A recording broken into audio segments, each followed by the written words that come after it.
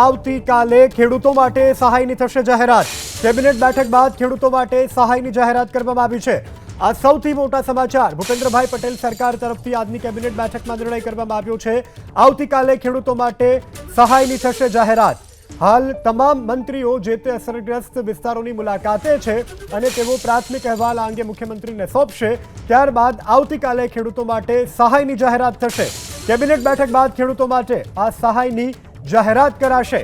આ મોટા સમાચાર। કમોસમીના વરસાદને કારણે હાલ ખેડૂતોની હાલત કફોડી બની છે। 4 મહિના મહેનત કરી મોંઘા દાટ બિયારણો, દવા અને ત્યારબાદ અન્ય ખર્ચ કરી ખેડૂતોએ પોતાના ખેતરમાં જે પાક વાવ્યો હતો તે પાક લડવાના સમયે જ ખેડૂતોની હાલત કફોડી બની કમોસમીના વરસાદને કારણે।